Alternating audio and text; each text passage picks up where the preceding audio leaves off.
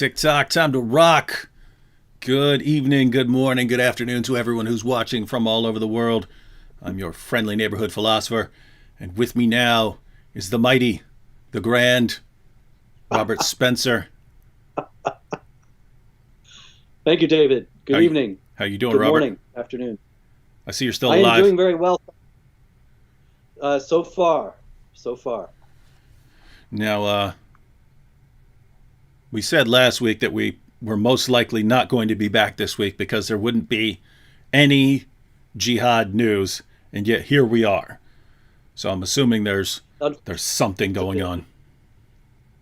Unfortunately, I'm sorry to say, we were hoping that it was going to be all over and that a new era of peace and harmony would dawn in the world, heralded by the religion of peace itself. But instead, there are still apparently some believers who misunderstand this religion of peace and somehow have gotten the idea that it requires them to wage war against unbelievers. Now, where they got this idea, I guess I've been watching your videos, David. I don't know. It is confusing. And you know what's weird? Because, like, there are people who misunderstand other religions, and you can kind of spot how people are misunderstanding it because other people in other parts of the world don't misunderstand it in the same way. So you've got like Westboro Baptist Church, and they decide that the Christian thing to do is to go around protesting military funerals, right?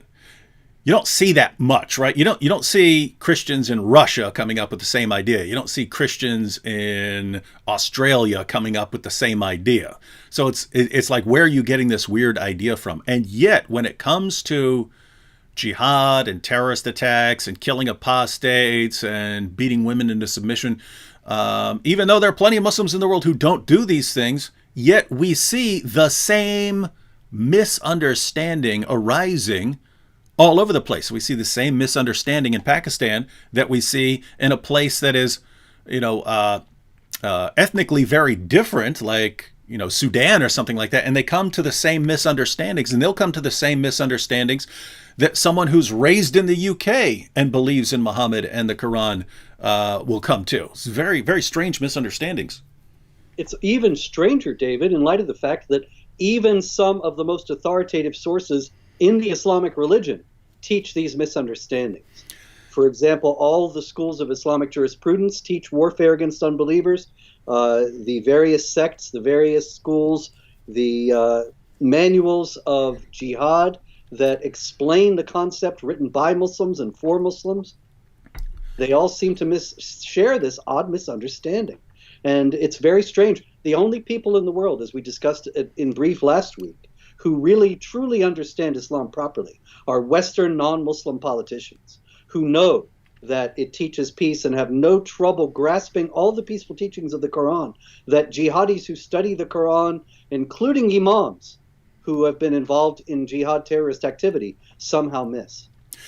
And I guess what we have to conclude is that Allah, Muhammad, all of Muhammad's companions, and 14 centuries of Islamic scholars all misunderstood Islam in a lot of the same ways. And yet it's once we get down to our time, our age, that a bunch of westernized Muslims who believe in a whitewashed, watered down Walt Disney version of Islam, they finally get it. And everyone that came before them got it wrong. And so it's because of its glorious complexity.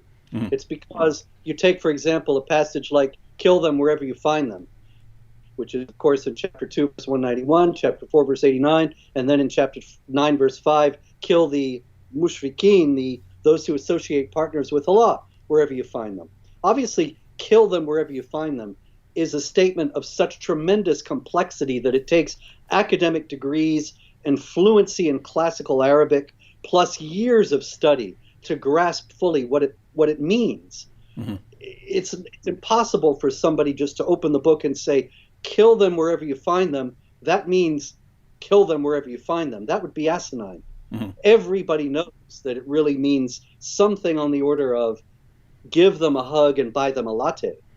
but you have to have a very specialized knowledge to be able to get to that level of understanding. Yeah, which is weird because in the Quran, Allah brags over and over and over again about how clear his revelations are. They're so amazingly clear. They're the clearest revelations ever. And yet he blurts things out. And it really seems, as I've said before, that Allah had some sort of cosmic Tourette syndrome where he just keeps blurting out all these violent things that he doesn't really mean. He was off his meds, apparently. Now, Robert, we're going to go into the latest jihad news, but I did want to share a brief story about keyboard jihad. Yes. I believe I coined that term. I'm not positive, but I mean, I did, I started using it myself. I don't know if anyone else had come up with it, but it's just like all the other classic forms of jihad, like, threats and intimidation and so on, but it's all from the comfort of your keyboard. So you don't actually have to go out and fight the unbeliever. You fight them from your keyboard, right? You just taunt them and threaten them at your keyboard. And so you're not actually in the same kind of danger. Now, were you the one who came up with stealth jihad? You wrote a book called Stealth Jihad, but was that you? That's right. Now, as far as I know, I coined the term. Now, what is stealth jihad? Stealth jihad is very simply advancing the same goals that the violent jihadis have, but by nonviolent means, and particularly by means that involve deception and subterfuge. So you were working to impose Sharia, to destabilize non-Muslim governments and impose Sharia around the world, but you're not doing it by blowing things up or killing people. You were doing it by gaining influence, by running an advocacy group, for example, that tries to give a whitewashed version of Sharia to the American people while demonizing and vilifying people who tell the truth about Sharia, gaining influence in government so that you have power over public policy, things like that. So just as an example, if we were in a Muslim country that has blasphemy laws, then you could silence critics of Islam just by forming a mob and beating them to death or by throwing them in prison. And so you could suppress their speech that way. But if what you're saying is correct, then in a place like the United States where we don't have these, blasphemy laws, and, you're not going to form a mob and kill someone for criticizing Muhammad, and you're not going to be locked up for saying something about Muhammad. Over here, you're saying that a jihadi would do things differently. It wouldn't necessarily go out and start killing people. You might work a law into effect saying that there's this problem that the government needs to crack down on Islamophobia. And in order to do that, we have to suppress speech. So you'd get the same result as a place like Pakistan, but you'd go about it in a different way. That's the stealth jihad in a nutshell. Interesting. So let me share this little quick update on keyboard jihad. So very recently, even before that, I'm sure you are familiar with Hatun Tash and her getting stabbed in the face for making fun of Muhammad. Of course, she did this. Not only did she do this in the UK, not only was she in the UK, but she was at Speaker's Corner, which is supposed to be, hey, this is the hub of freedom of speech. And so she was criticizing Muhammad there and got stabbed in the face by a jihadi. Well, I like to respond to violence peacefully, with art, with criticism, with art. And so I made an origami castle out of the Quran. I call my art Quranigami. But then I didn't end up releasing the video because the castle was big enough to where I put it off for a couple weeks because I understood there was going to be a lot of work. So by the time I finally made my origami castle, it was like the moment had passed and I didn't want to stir things up again. So I was kind enough to let that slide and to sit on that video for a while. Anyway, then I started getting some false flags on my videos and started getting false strikes. Now I beat the strikes, so it was just kind of a temporary, short-term delay. But there was a Muslim who was bragging to me on Twitter and showing me the screenshot of where he had reported it and gotten the video taken down and so on. And so I said, you know what? I'm going to go ahead and release this video. So I went ahead and released the video. And then at first, for the first couple days, it got like 50 or 60,000 views. So, about what I would expect, because it's not my main sort of content. It's a goofy video. So it looked like it was going to get like 50 to 60,000 views. And then all of Indonesia and Malaysia came at me. Like all of them. The entire countries came at me. And so people were posting on Twitter and TikTok, everyone go to YouTube and complain that this is hate speech. Now, of course, this doesn't fit anything. I didn't attack or even say anything about any group in the video. I gave an origami tutorial. I just used the Quran as my paper. That's not hate speech. There are tons of videos of people burning Bibles on YouTube. Guess what? You're allowed to burn Bibles on YouTube. You're not saying, hey, let's go out and kill a bunch of people. You're basically saying, I dislike the Bible so much, I'm burning it. So you're allowed to do that on YouTube. But lots of people in other places think that we're not allowed to do that. So they all basically they mobilized hundreds of thousands of people to come and attack the video and file false complaints. But here's what's funny. So as of right now, and of course, the video might get taken down because YouTube does quite frequently back down from a mob. But so far, it's still up.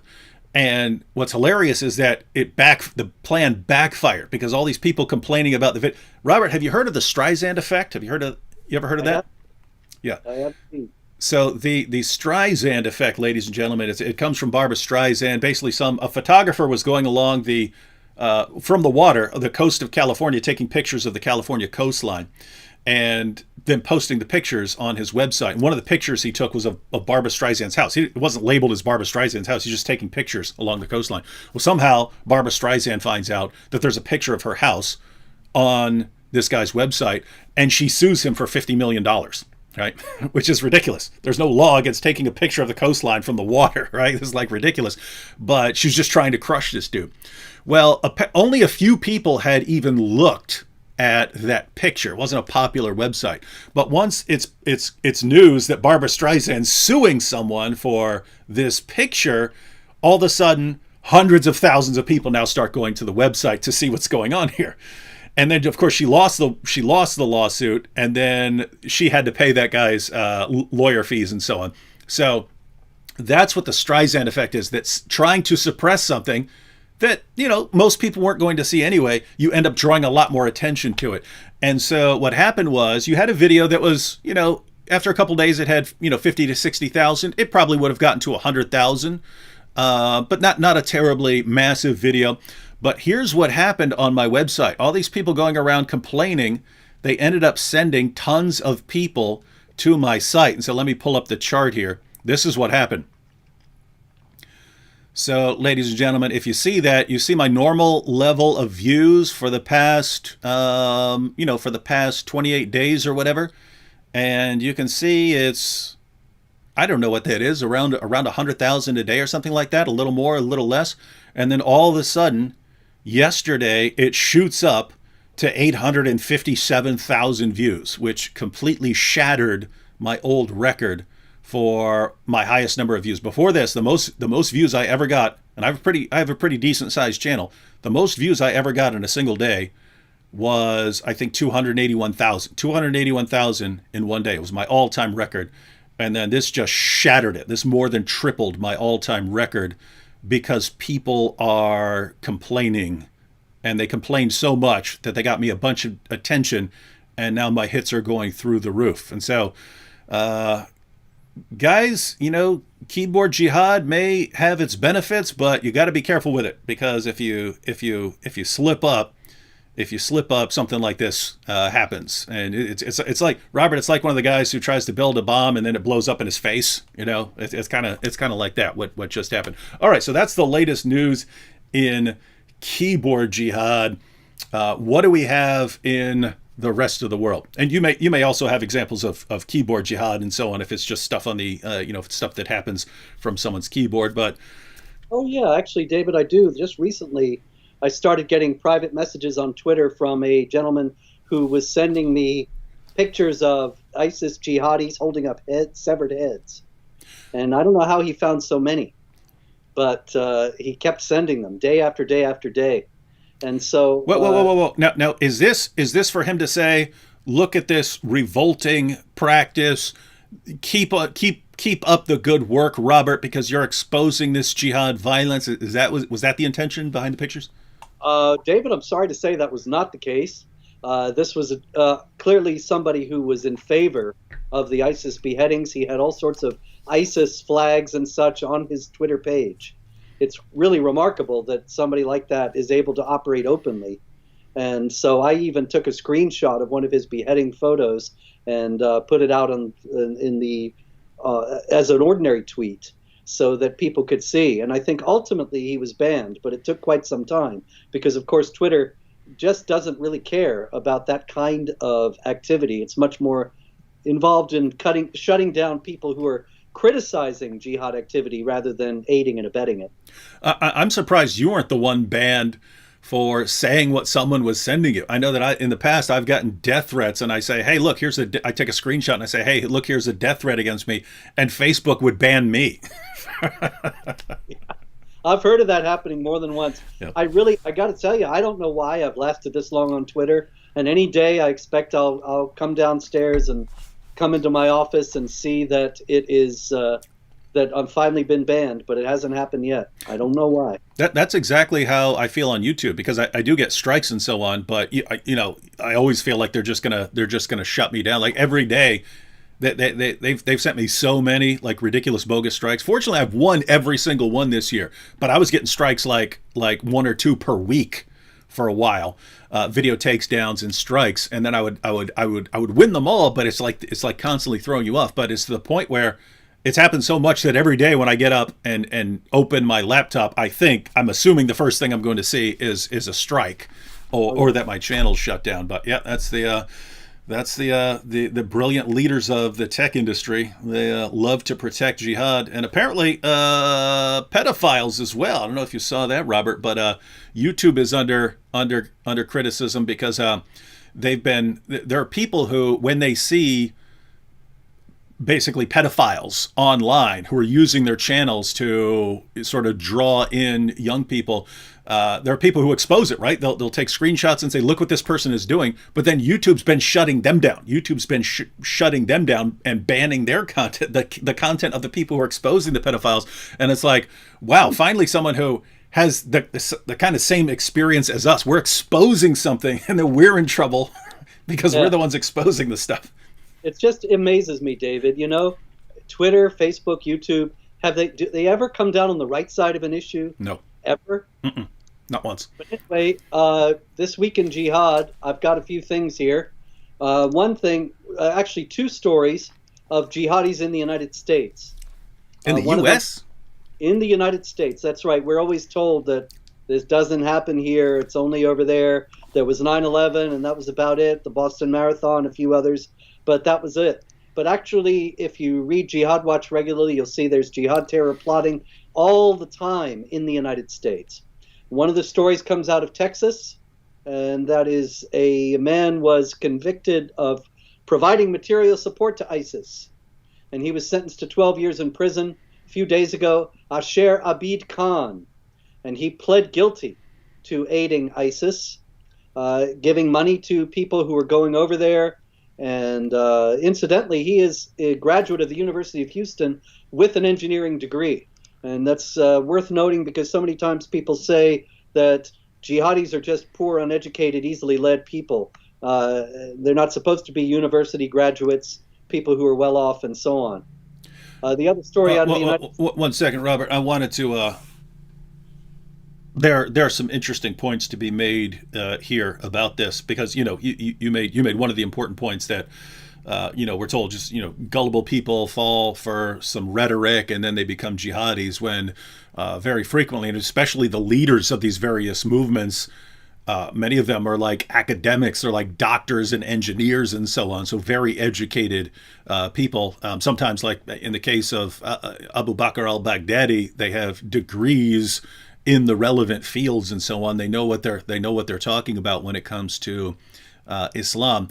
But what you just pointed out, that this guy is funding jihad. He's funding ISIS. And Muhammad said in the hadith, the one who funds a Ghazi, so that's a jihad fighter, will receive the same reward as a Ghazi. So the person, in other words, the person who says, hey, I'm not going to go out and fight myself, but there's a guy who's willing to fight, he just can't afford it, I will pay the bills for him to go out and fight, and I'll sit at home, but I'll pay the bills. And Muhammad said, hey, you get the same reward because he couldn't have done it without you.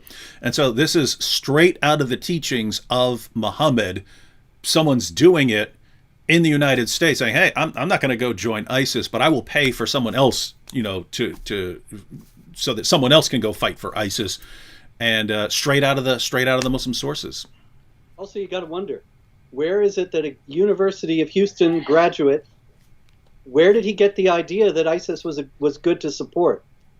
Two words. Robert Spencer. Yeah.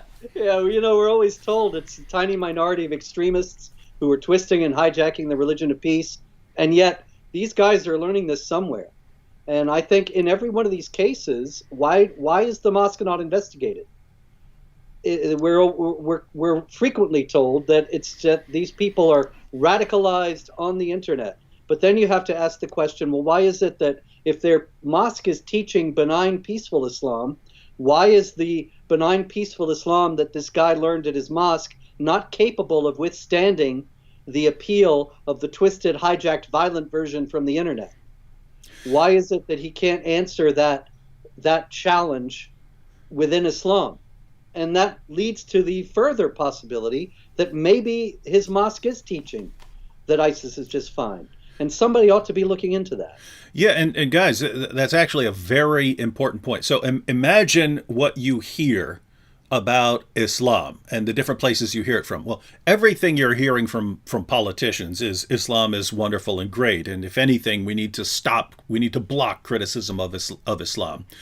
So everything you're hearing from politicians, everything you're hearing from Hollywood, everything you're hearing from the education system, everything you're hearing from the media is all about how wonderful and peaceful Islam is. Everything you're hearing from Muslim organizations is about how wonderful and peaceful and tolerant Islam is. Everything you're hearing from the mosques when they speak to the media is about how wonderful and peaceful and tolerant Islam is. So what could this guy have possibly encountered randomly that could have convinced him otherwise? I mean, just think that you Christians or atheists who are watching, what would happen if, given everything you've experienced in your life, someone just comes on and says, hey, we got to go start randomly killing and slaughtering people. And someone said, some random person sends you an email saying that. How much of an impact is that going to have on you? Probably not a lot, unless that person can make an airtight case somehow that is massively persuasive, which you won't be able to. And so that raises the question, either you can contact someone online and just make an airtight case that Islam calls on you to wage jihad, in which case that's a problem with Islam. Or, as Robert pointed out, this guy's got some other influences on him right here in the United States, and we need to be looking into that stuff. But we can't, because if we do, we're Islamophobes. Exactly. All right, another material support to ISIS story comes out of Bowling Green, Kentucky, a well-known jihad spot. Kentucky? Kentucky Fried Jihad. Mirsad Hariz Adem Ramik, a dual citizen of Bosnia and the United States, and he has been indicted for providing material support to ISIS. He also received military-type training, allegedly, from ISIS. He traveled to Turkey with a couple of friends, and then they crossed into Syria to the ISIS domains. This was obviously a few years ago. He attended an ISIS training camp and learned to fire an AK-47, received other weapons training, and is pictured wearing camouflage and holding an ISIS flag and so on. In any case, he was also trained to use an anti-aircraft weapon to shoot down planes. He was captured. Was extradited from Turkey, and so he's now back in the United States and has been indicted. And here again, the same question. It was in Bowling Green, Kentucky. That's where he was when he traveled over to Turkey and then into Syria to join ISIS. So what was it that he learned in Bowling Green, Kentucky that made him think that would be a good idea? There is absolutely nothing in the public discourse about Islam today that would answer that question, that even makes an attempt to answer that question. And nobody seems to care. But as long as nobody cares, we're going to have more and more stories like this. So we're back to this issue of if something is actually a misunderstanding, you don't expect different people in radically different areas to come to the exact same misunderstanding. It's like a hallucination, Robert. If I'm hallucinating, you're not going to see the same hallucination. If I have a delusion about reality, you're not going to have the same delusion. So if someone is just misunderstanding Islam in some way, that's sort of like a fantasy that your own mind is coming up with. Why are people coming up with the exact same fantasy and delusion about Islam all over the world? It almost makes you think it must come from the Muslim sources, but we know that's impossible because politicians tell us, and they obviously tell the truth all the time. Oh, all the time, yes. No one is more trustworthy than a politician. Speaking of speaking the truth and paying for it, there's a story out of Canada this week. A physician named Dr. Sharif Emil. Now, a man with a name like that, he makes me wonder if he's a Muslim himself, but the available stories do not say either way. In any case, he is a pediatric surgeon and a professor at McGill University. And the Canadian Medical Association Journal published a cover photo of a woman wearing a hijab. And Dr. Sharif Emil wrote an article in response that was also published in the Canadian Medical Association Journal, where he said, don't use an instrument of oppression as a symbol of diversity and inclusion. It has become liberal to see the hijab as a symbol of equity, diversity, and inclusion. The hijab, niqab, and the burqa are instruments of oppression for millions of girls and women around the world who are not allowed to make a choice. And of course, there is a terrible uproar.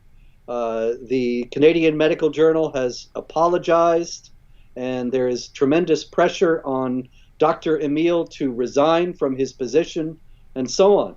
But actually, it's really quite obvious that the hijab for millions, he didn't even say for every Muslim woman. He said for millions, it's an instrument of oppression.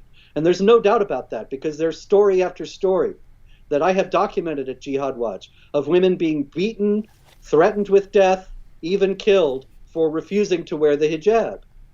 And so that is an instrument of oppression. He was just telling the truth, but that's not allowed nowadays. And this is a situation where I understand that people are going to disagree with something like that. I understand that there are plenty of Muslim women who want to wear the hijab and would be offended that he said something like that. But why can't it be this guy's wrong and we're going to explain why he's wrong, and we're going to leave it at that? It always has to be a case of we have to destroy someone's life and career for daring to speak out on behalf of people who are actually oppressed. It's like you're saying, okay, here's this group, and undeniably some of them are oppressed. In other words, undeniably there are some people who would face violent repercussions from their families if they didn't dress in a certain way. So it's part of a system of controlling their behavior. And so, is someone allowed to speak out for those people? And you find out, no, not only are you not allowed to speak out, we will try to crush you. We will try to crush you and destroy your life if you disagree with us on this. And again, it's just a situation where, hey, if you disagree, I understand you disagree. And if you want to criticize what he's saying, I will defend to the death your right to say, hey, this guy's wrong. This guy's wrong. What he said is wrong. And here are 7 reasons why what this guy said is wrong. But I have to tell you, Robert, when you have to resort to like trying to destroy people for saying things that are true and that are meant to help people, I really don't trust your motivations. I don't trust your motivations when you have to do that. And I don't think you could actually, when you have to crush someone like that, instead of just saying why he's wrong, I don't believe you're confident in your reasons for saying he's wrong. If you were confident in your reasons, if you're confident that the evidence is on your side, I think you just refute him. But they don't. They have to destroy. The Muslim Medical Association of Canada has actually called on him, called for an investigation of him, as if he were suspected of some kind of criminal activity, when really, under Sharia, for saying something that might be construed as being critical of Islam, he's committed a potentially criminal act. But there's no way, under Canadian law, there's anything that he could be investigated for. But they're just obviously trying to harass him and silence him so that he doesn't say anything like this again. And yet you have the da'is, the Dawagandists, popular Muslim speakers, so people like Ali Dawa, saying that once they get their Islamic state, they're going to have the ex-Muslims publicly executed. And he says, you know what, we'll be watching. So they're going to be a crowd there. He's going to be part of the crowd watching these people be executed. And that's actually defended by YouTube when it was pointed out to YouTube. And I'm not in favor of banning him. I want him to say what he actually thinks so we can, expose it. But when it was pointed out to YouTube, hey, this guy's actually calling for people to be killed for leaving their religion. So that's actually calling for violence against people because of their religious beliefs. YouTube said, nope, this is just part of spirited debate. But if I say, hey, death penalty is wrong, suddenly that's hate speech. it's like insane. Oh my goodness.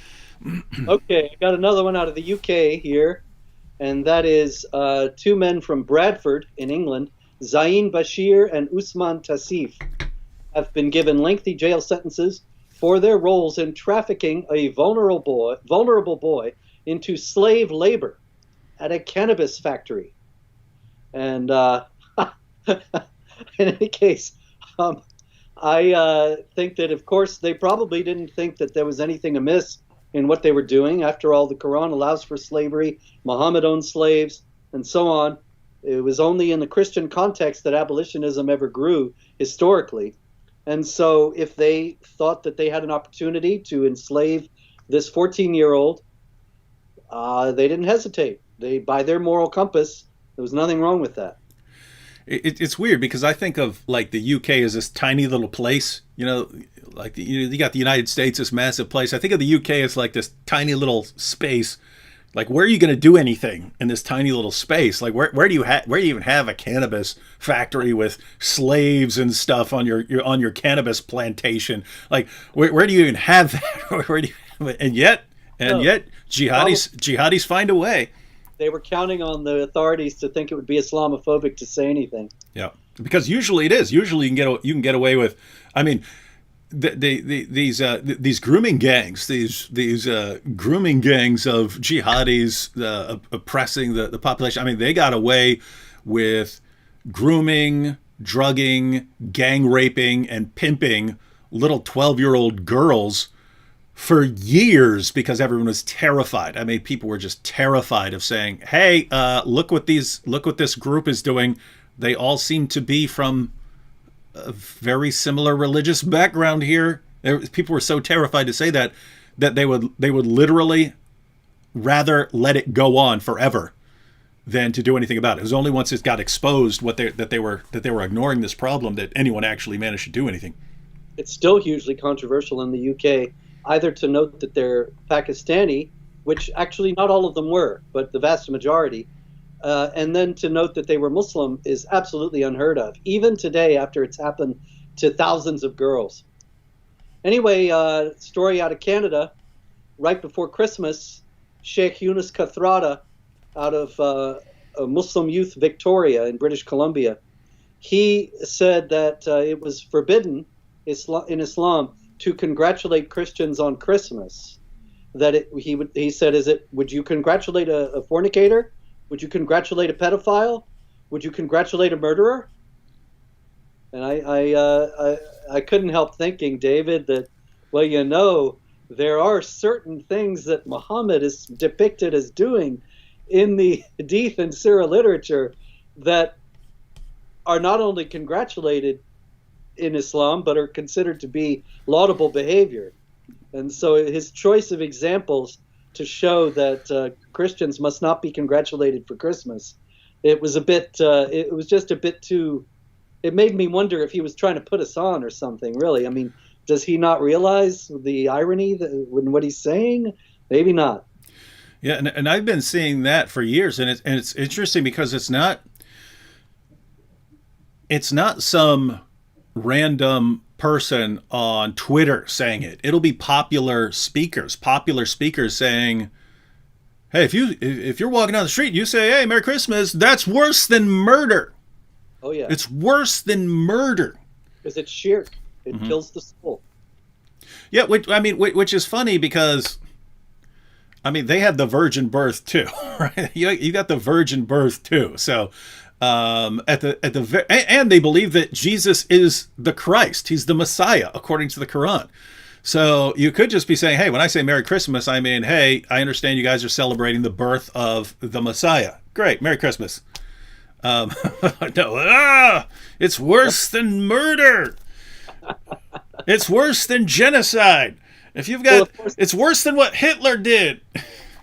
Well, of course, the reason for that, David, as we all know, is that it's because of the incarnation. That because Christians, of course, are saying that God has become man in Jesus Christ and is born on Christmas Day. This is where they part company. If the Christians were saying that it's just some prophet who is the forerunner for Muhammad, then that might be another thing. Also, in the field of what is un-Islamic, we have the Sharia police in Kano State in Nigeria. And a woman there won, Shatu Garko is her name, and she won the Miss Nigeria pageant. And the Sharia police, the Kano State Hizbah Board, actually arrested her parents because beauty pageants are un-Islamic. Now, her parents, of course, were not involved. She entered the beauty pageant on her own. But as far as the Sharia police are concerned, they still have a responsibility, probably because she is unmarried. And this is interesting. I mean, they have one of the biggest perverts in history as their role model, right? This is a guy who he claimed that Allah gave him a revelation that you can have up to 4 wives, but he got more, right? Because then he got another revelation saying he could have more. His first wife was a rich older woman, rich widow. That's what shows he had pure intention. So he had a rich widow, and then he marries Sauda and Aisha. Aisha, of course, 6 years old at the time the marriage contract's written. He waits till the ripe old age of 9 when he has sex with her. But I mean, he takes the wife of his own adopted son after he causes the divorce by lusting after her. What's that? She was very beautiful, the sources say. What was he supposed to do? Control himself? Mm-hmm.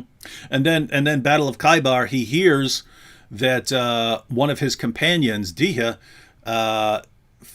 took this really beautiful woman as his captive. Well, I mean, guys, how do you know these? I mean, how do you know these women are beautiful? How do you know, right?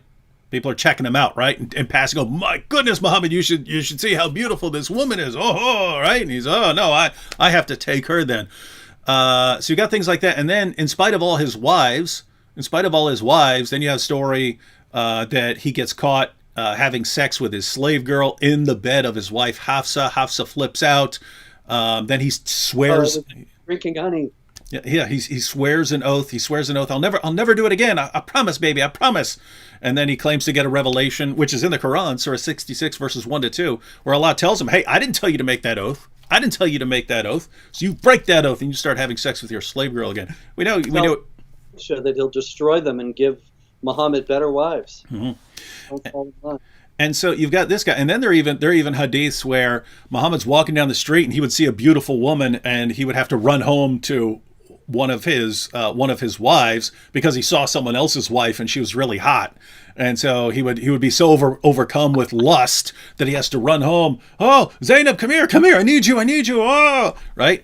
And so they've got one of the biggest hornballs in history. We read it's even in the Muslim sources that he would have sex with all 9 of his wives in one day. So he would go have sex, go right to the next. I don't know if he was finishing each time or something like that, but he would run from one house to the next, right?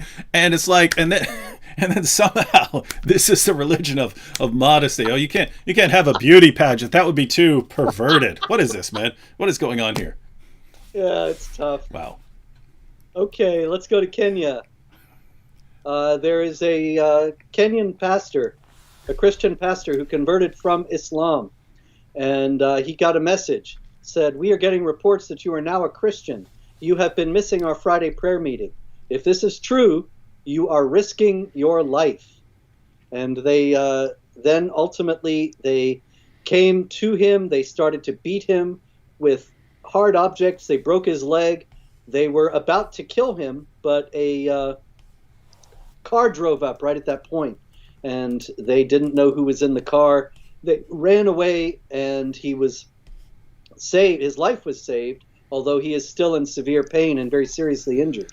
But this, of course, comes from the death penalty for leaving Islam, which is unique to Islam and is what they would certainly have been. I mean, they were obviously trying to kill him and just hadn't finished before they were interrupted. And this is, in case people aren't familiar with the demographics, but this is Kenya, right? This is not Saudi Arabia. This is not Sudan or something like that. This is Kenya. The Muslim, it's a mostly Christian country. I think the Muslim population is like 10 or 12% or something like that. And so 10 or 12%, and hey, not allowed to leave. Check in, but you don't check out. Yep, and Somalia's right there. A lot of jihadis, and so the Kenyan Christians, particularly converts from Islam, are always under threat. Okay, I had one here that I wanted to emphasize, and here it is. Australia. A man named Daniel Greenfield, which caught me up short because Daniel Greenfield is one of my fellow writers at Front Page magazine. And suddenly I'm reading about Daniel Greenfield getting arrested in Australia for plotting jihad attacks against police officers, government officials, and Muslims that he considered to be insufficiently devout. Obviously, it's not the same Daniel Greenfield, but it's a convert from Christianity or Judaism, doesn't say, a convert to Islam in Australia. And so here we have yet another phenomenon of a convert to Islam somehow getting the crazy idea that his religion calls upon him to do violence against people of other religions, which is something that Islamic apologists routinely deny, that there is any kind of peace, any kind of warfare in Islam. Obviously, this is something that he got the idea somewhere, that is Daniel Greenfield. And here again, the question is, where? He converted to Islam. Why wasn't he indoctrinated in all the teachings of peace that we hear so much about? Why did he suddenly get this idea that he had to blow up police officers and government officials and non-devout Muslims?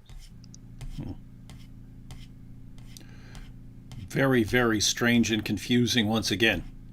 Indeed. We had a Muslim migrant, a man who was apparently drunk, a Moroccan, who in France during Christmas Mass went into a church and started screaming that he was a Muslim. And people were frightened by this for obvious reasons. They were afraid that he was a jihadi. But in any case, he clearly took exception to Christian worship and believed that it was wrong that they were celebrating Christmas. Now, I'd bet dollars to donuts here, Robert, that if that had happened at a mosque where a Christian walked in and starts yelling something to intimidate people, that would be international headlines. Yes. And yet you keep bringing up stuff that I didn't hear about anywhere. And I'm on all the major news sites multiple times per day. Well, let me go back there. This was in the French newspaper L'Independent on December 26th. French language story only. I translated it for Jihad Watch, and that's the only English report of it as far as I know. Very confusing here. It's almost like people only report things that confirm their own views. That is absolutely true, David. That is exactly what they do. Obviously, the news media in the West, for whatever reason, and we could discuss that at great length, is absolutely opposed to reporting anything that is negative toward Islam. And so when you have jihadis, they generally ignore it or whitewash it altogether. Another story out of France. A Muslim woman in a car was waving her Quran around and screaming Allahu Akbar, making dangerous maneuvers and swerves. This was after she had stopped her car in the middle of the road and gotten out to pray in the middle of the road. And then she got back in her car, screaming Allahu Akbar, began to menace people, pedestrians going by. And of course, we're all familiar with the concept of vehicular jihad, right? Especially France, right? Where they're very familiar with the idea of jihadis not needing guns. You can just get into a vehicle and plow through some people. They're very familiar with that. And so it's like the threat of vehicular jihad. If you start yelling Allahu Akbar and driving around in your car, it's, hey, I'm gonna terrorize people like I'm about to run them down with my car, but not actually do it, so I don't get in nearly as much trouble. Indeed. Another story out of Australia. A Muslim gentleman named Osman Shaptafaj pleaded guilty to the double murder of his daughter and his son-in-law because they had married without his permission.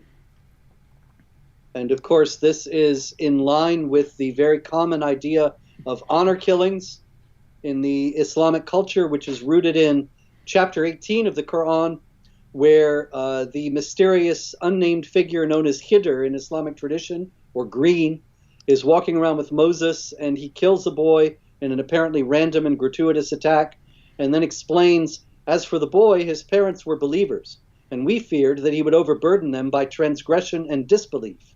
So we intended that their Lord should substitute for them one better than him in purity and nearer to mercy. And there are a number of Islamic polities, the Palestinian Authority, Syria, Iran, Jordan, that give, Iraq as well, give lighter sentences for what are considered to be honor killings. Of course, Islamic law stipulates that there's no punishment for a father or mother who kills the child.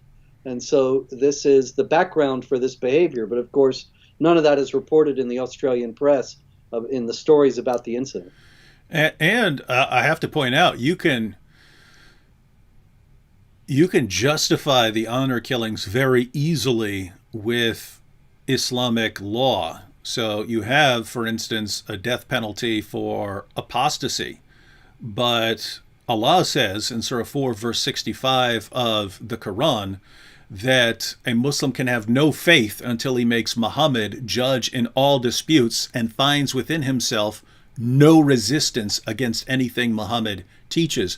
And that has led to massive problems over the centuries, because it's very easy to say, oh, you disagree with this. You disagree with this, therefore you're actually an apostate. You disagree with you're misinterpreting this other thing that Muhammad said, therefore you're an apostate. Abu Bakr, after Muhammad died, and some people, some Muslims, well, you had Muslims who actually apostatized. They were only pretending to be Muslim because they were terrified of Muhammad killing them. And so they actually just said, look, we're not in this anymore. But you had other Muslims who wanted to remain Muslims, but they wanted to practice things a little differently. So they wanted to pay their zakat directly to charity and not give it to Abu Bakr, right? Not give it to the centralized Islamic government. Abu Bakr said that if they withhold even a piece of rope that they would have given to Muhammad, he's coming to kill them. In other words, they're apostates to him. So notice, any small disagreement with your leaders is enough to classify you as an apostate and warrant the death penalty for you. So if you're a parent and your daughter's saying, hey, I can dress how I want, I can marry who I want, I can do all these things, I don't, I can live my own westernized lifestyle, there are any number of things that you could accuse her of being an apostate for. So you've got that. You also have Muhammad saying, carry out Allah's penalties even against your own family members. So your family members don't get a free pass just because they're your family members. You carry out the same penalties. And so very easy from an Islamic perspective to say, hey, my daughter thinks she can go her own way. There are all these things within Islam that she is rejecting, and therefore she's under a death penalty. The government's not going to do it, so I'm going to do it myself. And they will feel entirely justified doing this. That's why in places like Pakistan, you'll have a father or a girl's brother. The father kills his daughter, the brother kills his sister, and they'll walk into the police station and say, yeah, I did it. Oh yeah. They're proud of it. They're proud of it. They've defended Islam. Afghanistan. I wanted to pick up on your saying about how not even the smallest disagreement is possible. The Taliban, now in control of Afghanistan, have now forbidden the playing of music in cars. And this is, of course, an extrapolation of the Islamic prohibition on music and the hadith in which Muhammad is made to say things such as, Allah will pour molten lead into the ears of whoever sits listening to his singer on the day of resurrection. I think it might depend on which singer, but he didn't specify. So just to be clear, everyone, we have the morality laid down by Muhammad and now enforced by the Taliban. If you want to have your prepubescent child bride in the car with you, you're good. But if you play some Bon Jovi or something, Actually, Bon Jovi, yeah. All right. Let's see. In India, I keep thinking you're going to run out.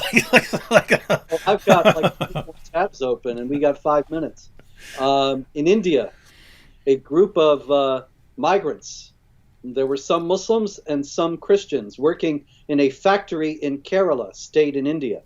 And these Christian migrant workers started singing Christmas carols. The Muslim migrant workers were enraged and attacked them physically. And the police came and they tried to burn the policemen alive. 5 policemen were injured. And ultimately, the mob was put down, but this was an example of the famous tolerance we always hear in Islam. The reality is that they were so unwilling to hear Christians singing Christmas carols, they were willing to do violence and believed, of course, that Allah would reward their violence in the cause of ending what they believed to be shirk or idolatry. Misunderstanders. So Abound. much most misunderstood religion in history. Yes, indeed. Let's see. We have in London. This is actually a live case. This is a gentleman who was identified as being possibly of Somali ethnicity and speaking in Arabic, and he also spoke in English, and he he attacked a Jewish person, and then several people came to rescue the victim, and he starts shouting things like, I knew you were Jewish, you're Jewish, I'm going to kill you, I want to kill my first Jew. Now, when I read this, I thought of the famous hadith in which Muhammad is depicted as saying, the last day will not come, the end times will not come until Muslims kill Jews. And the Jews will hide behind trees, and the Muslims and the trees will say, oh, Muslim, there's a Jew hiding behind me, come and kill him. Now, if you believe that, then you believe that if you kill Jews, you are hastening the last day and the consummation of all things. And this is yet another example of this ongoing problem. What you just said comes directly out of the Muslim sources. You also have the Quran saying that Jews and Christians are the worst of creatures. You have Allah saying in Surah 5 that the most vehement of enemies against the Muslims are the Jews. And so you have all these teachings which lead to actual real world violence. And if we point it out and say, hey, this is a problem. This needs to be exposed. We need to get to the bottom of this, or the problem will just never end. We're the bad guys. We're the evil ones. We're the intolerant ones. We're the bigots for pointing out what the Muslim sources say and how this actually leads to people being killed in the world today. Yes. And even Vladimir Putin thinks this, because that's another story out of this week. The president of Russia said that it is not a matter of freedom of expression to criticize Muhammad. Rather, it is a violation of religious freedom and the violation of the sacred feelings of people who profess Islam. The sacred feelings. My feelings are sacred. And notice, it would never. I mean, that's weird because we think of Putin as being like tough, and yet he'll just back down from this. Presumably, what? Because he wants to cut down on the terrorist attacks and act like he's on their side or something. But week that we're talking right at the end about 32 terror attacks being stopped in Russia in the past year. And so probably Putin is thinking maybe if he makes nice a little bit in this way, throws the freedom of speech overboard. After all, Russia doesn't have that great a freedom of speech tradition anyway, that maybe he'll pacify the situation. Yeah, and it doesn't have to be the actual terrorists whose hearts have to melt and they decide to stop their terrorist attacks. You just have to appease people who would inform on them, right? If you have enough people because for some reason a lot of these jihadis, they want to build a bomb and they start going around, hey, anyone know how to build a bomb? Hey, anyone know where I can get a good bomb here, or some bomb building instructions? We've seen that over and over again in the United States, and then they eventually run into someone who goes and tells the FBI, hey, this guy's asking about some bombs here. And so maybe just wants to win the support that way. But notice the sacred feelings. You can't hurt people's sacred feelings. Notice you could never be consistent with this, right? Because notice, I could say, hey, I believe in Jesus, and the Quran hurts my sacred feelings, and therefore the Quran must be banned. No, your feelings were sacred, David. Yeah. Only I don't have the sacred. Got to get some of those sacred feelings. How do I get some of those sacred feelings, right? we should go over to the mosque and see if they can give us some. We should try Amazon. Maybe we can find some sacred feelings for sale on Amazon. All right, we have to wrap it up here. You got one more? Got one more before we head out? Yeah, we're just out of Pakistan. A bakery refused to write "Merry Christmas" on a cake, and of course there was a big case like that out in the United States a few years back, where a Christian baker refused to. What was it, a gay wedding cake or something like that? In any case, I thought the comparison was interesting because this bakery became showered with congratulations and thanks by people all over Pakistan. Wow. So you would think that the religion of peace and tolerance would be a bit more generous with the Merry Christmas cake, but yeah, apparently. No, very strange, very strange. It's as if the tolerance always has to go in just one direction. Like the sacred feelings.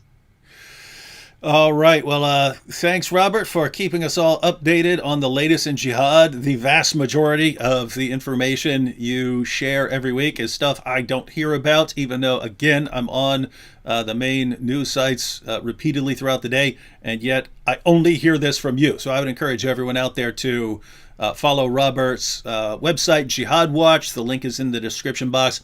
And also, if you'd like to understand why jihad has been so relentless over the years, get a copy of his book, The History of Jihad, and that link is also in the description box. So, once again, Robert, I'm assuming we will not be here next week. It's all over now because obviously these are just a few misunderstandings of the religion of peace, but surely they're not going to keep recurring. Nope, they've run out of jihadis because all the jihadis have been caught. And there's no way such a peaceful religion is going to produce any more. All right, ladies and gentlemen, we're done with This Week in Jihad forever because jihad has been finished. God bless everyone. And Tiny Tim.